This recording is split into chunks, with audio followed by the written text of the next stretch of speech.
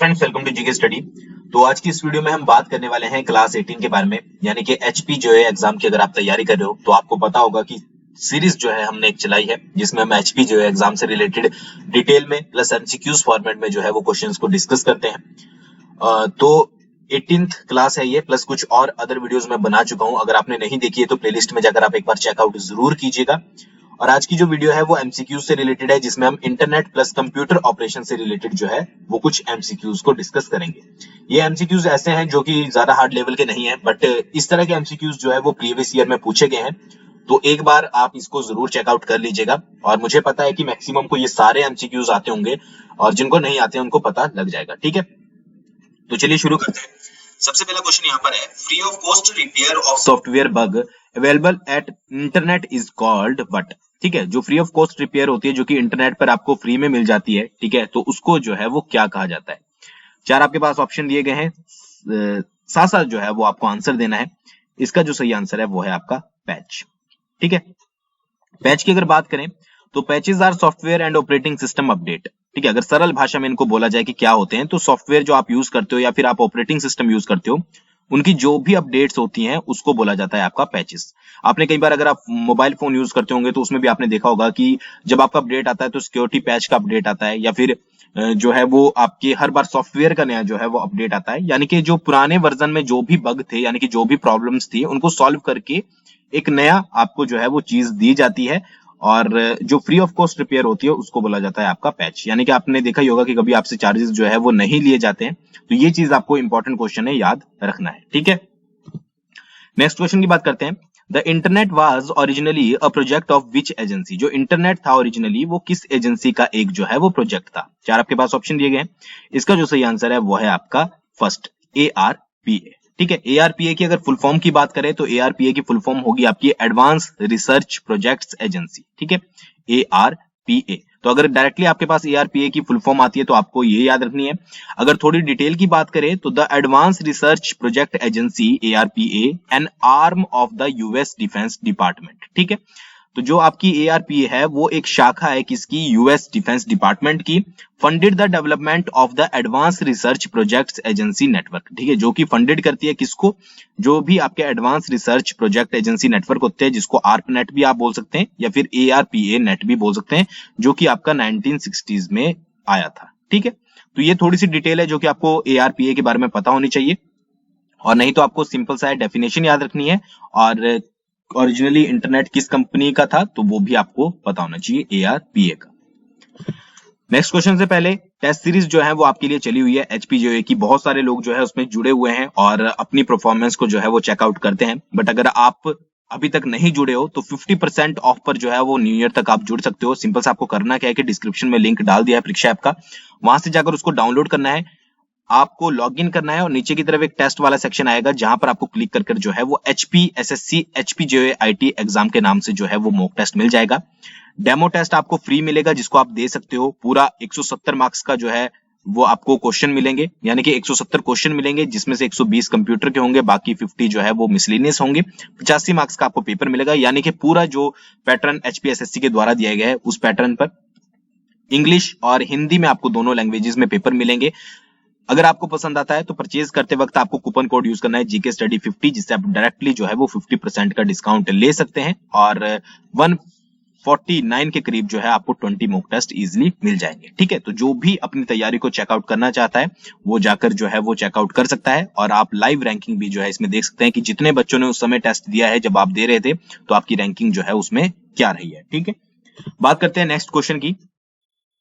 Next question है, which of the following is a correct format of email address. ठीक है, email address आप सब लोग यूज करते हो, ईमेल जब भी आप किसी को करते हो, और आपको यहाँ पर पूछा गया है कि करेक्ट फॉर्मेट जो है वो ईमेल एड्रेस का क्या होता है। ठीक है, अब जब सारे जो है वो आंसर एक तरह के ही दिए जाएं तो थोड़ी कंफ्यूजन हो जाती है, तो इसका जो सही आंसर है वो है आपका सेकंड, name@website.info। ठीक है, तो ये याद रखिएगा कि इसमें अगर आपको सिंपल सा कुछ याद नहीं रहता तो आपको सिंपल सा याद रखना है कि @ जो है वो एक ही बार यूज होगा। ठीक है, और एक बार जो है आपका डॉट यूज होगा, तो इस तरह से भी जो है आप क्वेश्चंस को याद रख सकते हैं।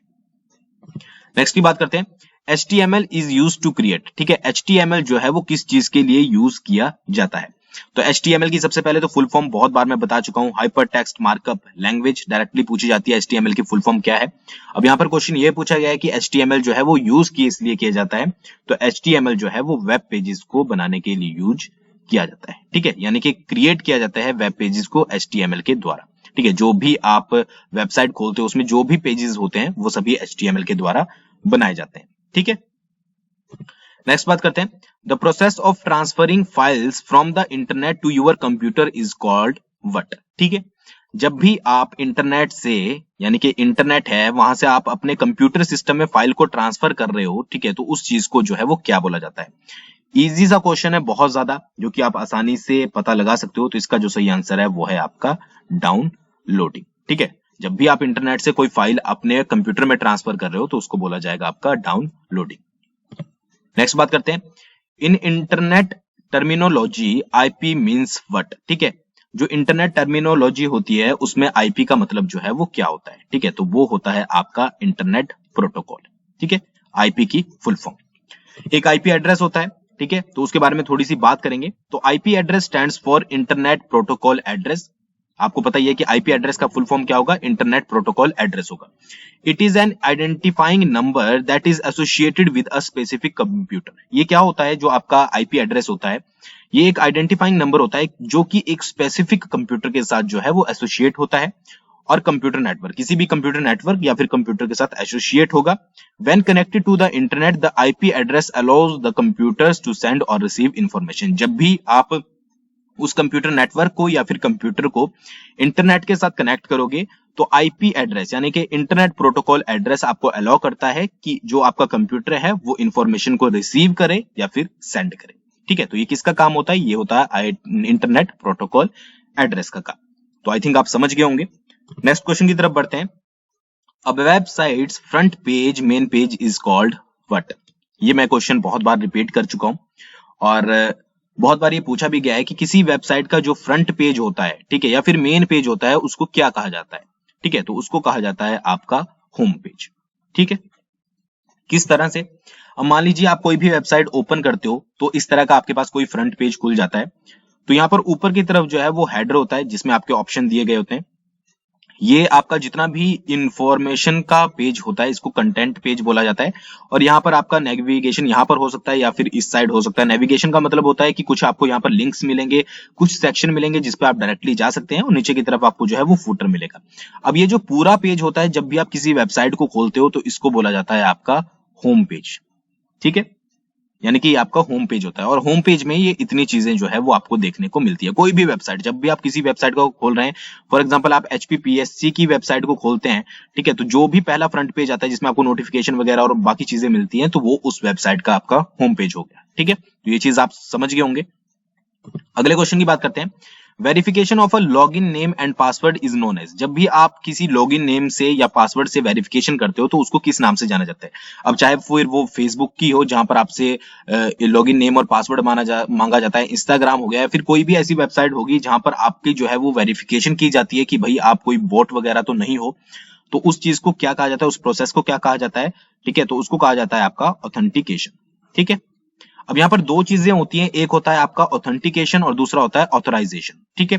ऑथेंटिकेशन क्या है कि जब आपसे पूछा जाए कि वो आर यू, यानी कि आपसे यूजर नेम और पासवर्ड मांगा जा रहा है, आपकी पहचान पूछी जा रही है, भाई आप हैं कौन जो कि इस वेबसाइट पर या इस चीज पर जो है वो विजिट कर रहे हैं, तो उसको बोला जाएगा आपका ऑथेंटिकेशन।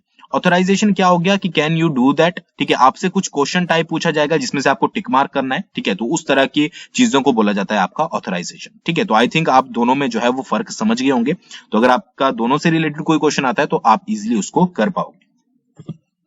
नेक्स्ट क्वेश्चन की बात करते हैं, very easy question, internet explorer falls under, ठीक है, इंटरनेट एक्सप्लोरर जो है वो किस कैटेगरी के अंडर आता है। ऑपरेटिंग सिस्टम है आपका, कंपाइलर है, ब्राउजर है, या फिर आईपी एड्रेस है, ठीक है। तो इसका सीधा सीधा आंसर है कि वो है आपका ब्राउजर, ठीक है, सी आंसर जो है इसका सही रहेगा। नेक्स्ट है, moving from one website to another website is called what, ठीक है, किसी एक वेबसाइट से आप दूसरी वेबसाइट पर जा रहे हो तो उसको क्या कहा जाएगा, ठीक है। ऑप्शन में आपका सबसे पहले आता है डाउनलोडिंग। देखिए डाउनलोडिंग मैंने अभी आपको बताया कि इंटरनेट से फाइल को आपके कंप्यूटर में ट्रांसफर करना, उसको कहा जाता है आपका डाउनलोडिंग, ठीक है। अपलोडिंग क्या हो गया? अपलोडिंग कंप्यूटर से आप किसी फाइल को इंटरनेट पर डाल रहे हो, वो हो गया आपका अपलोडिंग, या किसी वेबसाइट पर डाल रहे हो। अटैचमेंट आपको पता है, जीमेल वगैरह में आप किसी फाइल को कंप्यूटर अपने सिस्टम से जो है वो अटैच कर रहे हो किसी चीज के साथ, वो अटैचमेंट हो गया। तो moving from one website to another is called browsing. ठीक है, आपने सुना भी होगा कि ब्राउजिंग करते हैं, ठीक है, एक वेबसाइट से दूसरी वेबसाइट पर जाते हैं तो उसको ब्राउजिंग बोला जाता है। ठीक है, नेक्स्ट की बात करते हैं, विच software is not an file compression utility. ठीक है, कौन सा सॉफ्टवेयर इनमें से नहीं है जो कि फाइल कंप्रेशन करता है। ठीक है, यहाँ पर नॉट पूछा गया है, इसके ऊपर ध्यान दीजिएगा। 4 आपके पास ऑप्शन है, तो इसका सही आंसर है जो है वो है आपका कंप्रेस। अब ये नहीं है कि कंप्रेशन पूछा गया है तो कंप्रेस होगा ही, ठीक है, तो कंप्रेस इसका आंसर नहीं है। बाकी 7-zip, WinZip, ये तीनों जो हैं वो आपके फाइल कंप्रेशन यूटिलिटी सॉफ्टवेयर है। ठीक है, तो ये याद रखिएगा। नेक्स्ट की बात करते हैं, from where we can change the name of an user account. किस सेक्शन से जो जाकर जो है हम यूजर अकाउंट का नाम जो है वो चेंज कर सकते हैं। तो सिंपल सा आंसर है कंट्रोल पैनल। अगर आप कंट्रोल पैनल पर जाते हैं तो आप वहां से यूजर अकाउंट का नाम जो है वो चेंज कर सकते हैं। मैक्सिमम सेटिंग जो है वो वहीं पर होती है। नेक्स्ट की बात करते हैं, in which situation running application of an user account remains active. ठीक है, किस सिचुएशन में जो है वो आपकी कोई भी अगर आपने एप्लीकेशन रन की है तो वो जो है वो एक्टिव रहेगी यूजर अकाउंट में। तो इसका सही आंसर होगा व्हेन वी स्विच यूजर। मान लीजिए आपका कोई भी कंप्यूटर है और आपने उसमें 2 यूजर बनाए हैं, ठीक है, यूजर 1 और यूजर 2। आप पहले यूजर 1 पर कोई मान लीजिए फेसबुक खोलते हो और उसके बाद आप स्विच कर लेते हो दूसरे यूजर पर, सेकंड पर, तो आपकी जो प्रीवियस यूजर 1 पर एप्लीकेशन है वो ऐसे ही एक्टिव रहेगी। ठीक है, बाकी आपको पता ही है कि शट डाउन करते हो तो आपका सारा सिस्टम बंद हो जाता है, लॉग ऑफ करते हो तो भी ऑफ हो जाता है, रीबूट करते हो तो भी आपका रिस्टार्ट होता है। ठीक है, तो ये चीजें आपकी सिंपल सी रहेंगी स्विच यूजर में।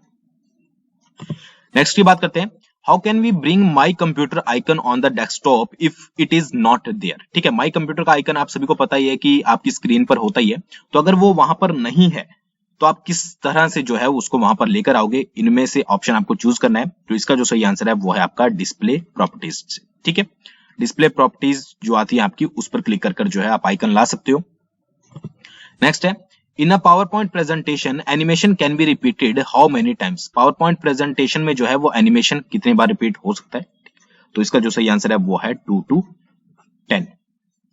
नेक्स्ट की बात करते हैं, the extension of a text file is that notepad file is. ठीक है, यहां पर पूछी गई है कि जो भी आपकी सिंपल टेक्स्ट फाइल होती है जैसे कि आपका नोटपैड होता है तो उसकी एक्सटेंशन क्या होगी। कंप्यूटर में कोई भी चीज होती है एक्सटेंशन के साथ होती है, और एक्सटेंशन के ऊपर जो है वो एक सेपरेट वीडियो बनाई जाएगी जितने भी इंपॉर्टेंट है। यहाँ पर सिंपल सा पूछा गया है टेक्स्ट फाइल का, तो इसका जो सही आंसर होगा वो होगा डॉट टेक्स्ट। ठीक है, डॉट टेक्स्ट, जैसे डॉट PNG JPG होता है जो इमेजेस के लिए होता है, तो डॉट TXT होता है आपका टेक्स्ट फाइल के लिए।